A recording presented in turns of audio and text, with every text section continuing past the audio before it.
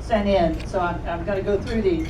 The first one, Walt, is federal regulations mandate that free and reduced lunch meal eligible students must not be obviously identified or singled out from full-pay students. Are Seminole County Public School cafes in full compliance with this regulation? Are all free and reduced lunch meal students able to attain meals at all points of sale in all cafeterias across the district? And you know I can't answer with a simple yes. First of all, do you know how many, the percentage of free and reduced lunch students we have in Seminole County? Take a guess. How many do you think? 40, 50, 51.7% last week. And that shocks a lot of people, especially my fellow superintendents when I tell them. And Dee, the answer is yes. First of all, I'm not allowed to call them cafeterias anymore. With their board members, what do we call them? Red Apple Dining. They're restaurants. Food like you would not believe, choices, and all choices are available for all students. There was a time when free and reduced lunch students only had a choice of one meal. Now they get a choice of various meals or the a la carte items. And I'm so proud the board has fully supported unlimited fruits and vegetables for all students. And when we visit the schools, this is cruise ship beautiful. The bright, actually there was a picture on the website. Beautiful display of fruit, and we were told the kids won't eat them. You know what? You start with the young ones, you put it in front of them, they are eating the fruits and the vegetables and all that. So yes, everybody gets their free and reduced lunch. The second one, has the school district considered the potential psychological harm to students, especially elementary age students, caused by participation in active shooter drills? Would it be better to practice procedures without the students being present? Again, I have a long answer. Yes. First of all, I think you all need to know we are mandated by the state to have a certain number of drills. There's emergency drills. Those are like the fire drills or tornado drills and that type of thing, one a month. And we're also mandated to have the code red drills, the active assailant drills and that type of thing. But we had the same concern, Dee Dee. So actually one of our board members was a star. For the elementary students, we created, Abby, tell them about the elementary people you dressed up in as a mascot. Oh, okay, so basically, we have those different skits that we perform for the schools and for elementary. I was a Redbug mascot, the ladybug, and we showed them through a video of what to do during a code red and how to respond, and it was a fun way of showing them without scaring them. And they are taking it very seriously and they understand. Now, one important thing to remember is when we're doing the code reds, we are now notifying our families that we are doing a code red, so if we have to, and the teachers and things like that, so that they know that it's coming in case we have a student that possibly might need extra assistance. But we thought it was fun to have the elementary school mascots. Abby was a good sport and dressed as a red bug. But we had the mascots actually for the elementary students to show the students what to do. Very, very sensitive to too many drills, very sensitive to everything that is happening around the world right now. But we do have to practice in the event there ever was a real emergency. And usually, just about every week, we have to call a code yellow drill or a code red drill at a school. This is something that's happening close to the campus. We had one this morning. We had to put an elementary school on code yellow because there was a bank robbery in the vicinity of the school. And when we say that, everybody knows what to do because we have practice. Personally, makes me sad. We didn't have to worry about this when I was in school. I never thought about a student with a weapon or anything like that. But it's a different time, and we do everything that we can to prepare and prepare appropriately. Great question. Third question, what are your thoughts and plans to increase mental health counseling where needed? Many of our children need opportunities for trauma-informed curriculum and even counselor-led small groups to support the child, parents, and teachers. Proud to say our board was the first in the state of Florida to hire our cadre of mental health counselors. We brought 13 on board to start with because hands down, whoever asked that question gets it. Mental health is the root cause for a lot of what we are dealing with. I can tell you right now, our 13 mental health counselors are busy every minute of the day. There are a lot of issues to deal with, and sometimes when a child is having an issue, they're finding siblings that need some assistance, families that are needing assistance. So we will continue to take all the funding that we get for mental health and put that towards mental health counselors, but also teacher training, staff training. We're all trained. We've had the children's piece, now we have the adult piece coming in December, and we're rolling it out to the students. And mental health is not mental illness. And we're getting our kids whatever we can do to get our students to open up if they're concerned about themselves, if they're concerned about a peer, if there's something they want to report, how to report it anonymously if they want to, but we all need to be helping each other. Everybody goes through stuff. And then there are certain times when people need some counseling and they need some help. The vast majority of it is not a mental health issue, but let's get the kids and the parents the help that they need. Also, one more piece about that, thank you. We are having a training at Altamont Elementary School tomorrow from 8:30 until 3:30 for parents. It's a first aid and mental health training for parents. And it's at Altamont Springs Elementary School. And there's alternate dates available too, October 22nd, January 23rd, and March 12th. But we don't have the locations for those yet. So we're trying to get the parents and families involved as well so they can look for signs and we all work together as one team. Okay, Super important. absolutely. What are the best strategies and how can we help turn things around? Where legislators seem to be more concerned about charter school options than improving our A-rated public school education. How do you think we feel about that? Since I'm being filmed. No, the reality is we are not where we need to be financially to fund our traditional public schools. And when dollars are diverted from our schools, it causes us gaps in certain areas. I will tell you, I think the board agrees, we're not opposed to choice. We're not opposed to good choice. We are a choice district. Every family at every one of our schools has options for another school in addition to our magnet programs. So we already are a choice district. So we are concerned not only with dollars being diverted for charters, but also for vouchers, sometimes from non-accredited schools. We need the dollars to stay in our traditional public schools. We know what we are doing in Seminole County, and we just need and want local control. That's all that it's about for us. Let us do with the dollars what we need to do and continue to build our choice programs. We don't need all the other programs. I tell everybody all the time, I feel like, remember when you were a kid and you were in a class and you were behaving and one kid was misbehaving and the whole class got punished? Sometimes I feel like that, because not every district may have it going on the way that we do. And if they need some help or some assistance or special schools or special programs, put it there. But let us have the limited resources that are there already to help us do the things that we need to do so we can control it at our level.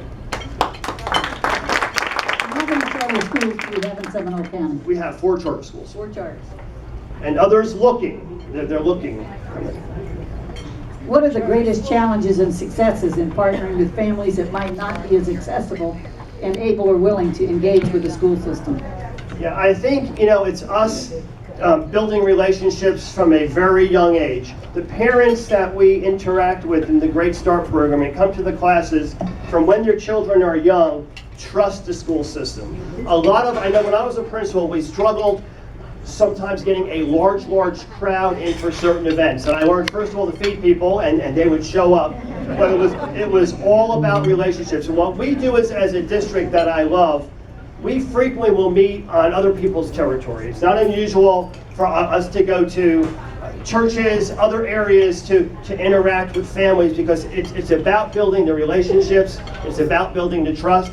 I can proudly tell you that our schools that used to have very, very low parent involvement, we put the right principals there, the right leaders can make it happen, and we all go to events at all different schools around the county that are extremely well attended. So I think it's about families trusting us and valuing what we are doing, but also us being realists that we have to figure out how to accommodate people's schedules. You have a single mom working minimum wage, 8 hours a day. She's not going to come to a 12 o'clock meeting and not get paid for a couple hours. So we have a lot of after-hour events, a lot of weekend events, a lot of things going on. Some of the schools are doing Facebook Live and things like that to engage people. So I think it's actually much, much better from the years that I was a principal.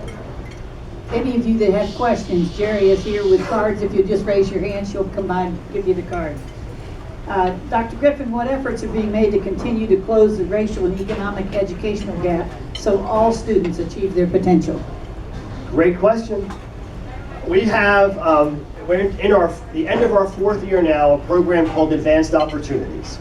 And Advanced Opportunities is this. When we first started it, I sat down with the deputy superintendent and we met with every single principal over the summer individually with a list of every one of their students. We have 67,000 students. This took the entire summer to do. We looked at every child to see if somewhere in their academic career they showed potential or interest in an area. And the students that we identified, the first go around, over 4,000 students, we placed them in an advanced class, an area of interest. At the same time, we greatly ramped up our gifted screening and our gifted testing. We have at some of our most fragile schools, listen to this number, a 1,600% increase in underrepresented minorities in gifted. It was unheard of. But the difference is this. Families who are upper SES know more about gifted. They know more about college. My job is to advocate for all children. So we have been screening all children from our lower SES schools for 4 years now, and our gifted populations look different, are performing at a higher level, and we have more kids than ever in advanced classes, kindergarten all the way through 12th grade. The board saw numbers just the other day. One slide that I am proudest of, we have closed the achievement gap in Algebra 1 in 8th grade. We have closed it. 95% of our African American students were successful. 95% of our white students successful. 95% of our free and reduced lunch students successful. We identified, we scheduled them the right classes, and gave the support that we needed. My background, you heard Didi say, 2-time turnaround principal, that is my passion and that is my work. I know that struggling schools, I've been a principal of a D school, can be an A school. Every school can be an A school. You have to believe in the students, you have to engage your families, and you have to make it happen. There's no reason why you can't have high standards for every single student. So the board and I are over the top passionate for opportunities for all students. The other thing I want to mention about this, a lot of times you think we're talking about students who traditionally are struggling. The board has challenged me just as much, those students who already are at this level, how do you get them to this level? Raise the bar and push all students to their potential. Okay. You're getting me fired up. I was going to say, it's going to take money to do all this, and I wanted to recognize the Van Gundys because Stan helped us so much when we went to pass the extra millage. Thank you, Stan. And I'll tell you just one result of the millage, board members, those STEM labs that you see at every elementary and middle school because of that millage, and they'll be in place for a long, long time. Awesome. I can still see you out in the crowds telling people they need to vote for the millage. I love Stan because I had to go out with him. He could say what I was thinking. So, I loved it. Okay, after achieving unitary status many years ago, what efforts are being made to maintain equity in hiring, student participation in extracurricular activities, as well as other areas outlined in the consent decree? Yeah, I think the advanced opportunities answer that I just gave relates exactly to that. The Deputy Superintendent in Seminole County, Anna Marie Cody, her title is the Deputy Superintendent of Equity and Excellence. She is responsible. She reports to me, we report to the board that opportunities are available for all students, support is in place for all students, and students of all levels are achieving. So we remain true to the consent decree. Every year I do a leadership conference with all of our leaders, 400, 500 there. This system that we are in right now will never go back to a dual system where students, based on their zip code, their skin color, receive a different level of education. We have leveled the playing field for all students. The Justice Department said where those were vestiges of inequities, or what they called those. There are no vestiges of inequity in Seminole County right now.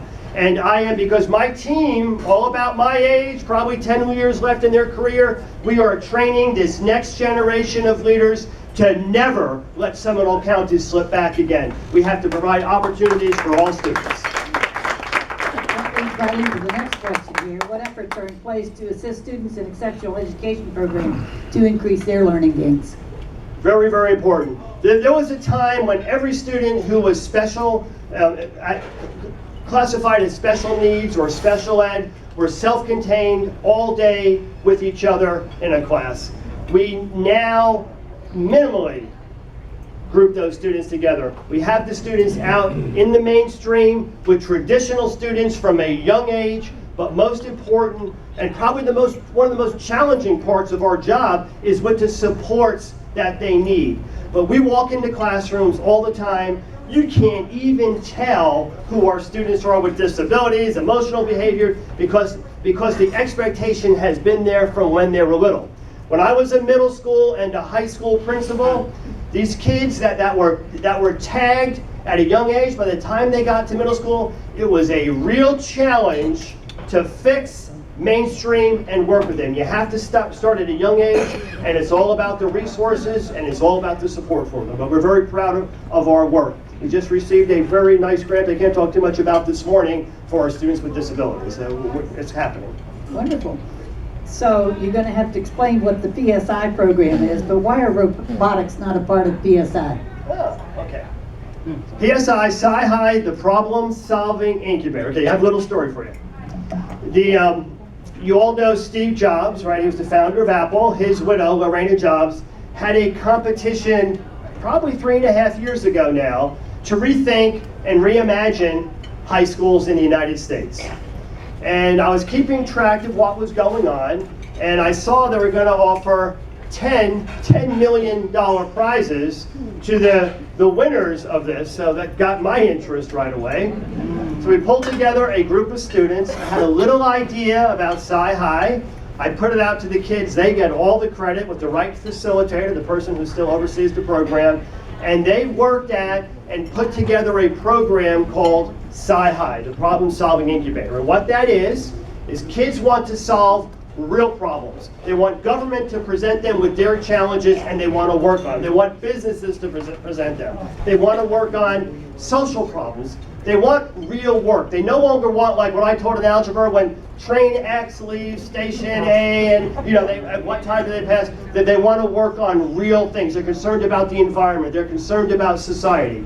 So the kids put together this awesome package for Sci-Hi and sent it off.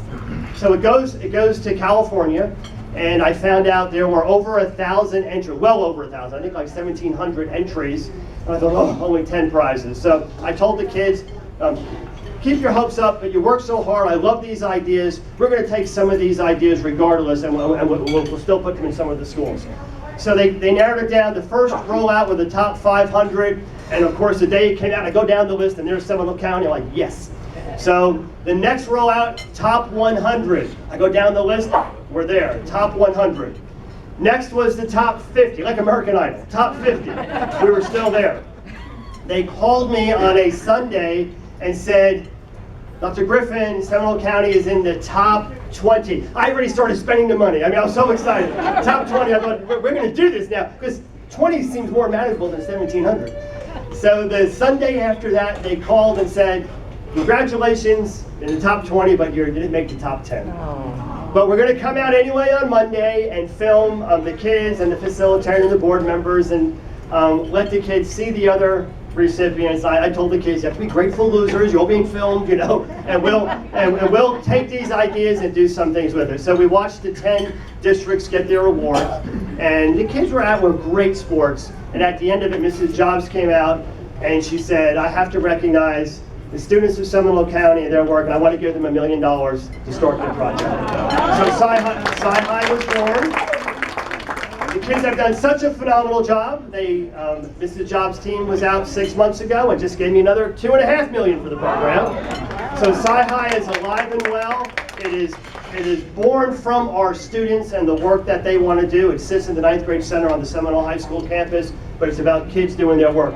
The question with robotics, if robotics solved one of the problems the kids had to do, robotics could be part of it. I know one group last year was working with artificial intelligence and things that they would explain it to me, I would just shake my head, pretend I understood. And they're working on things that are just unbelievable. But it's not about us giving them all their work. It's about them solving problems and then making sure they're meeting the competencies that they need to make. We even got some legislative support with some flexibility with how these kids master their standards and so on. So I'm so proud of these students in Sci-High and all the work that it's doing. Sometimes it's like a dream when I walk in the Sci-High school. It looks like an incubator. It doesn't look like a school. It looks like a business place where kids are just working on real problems. So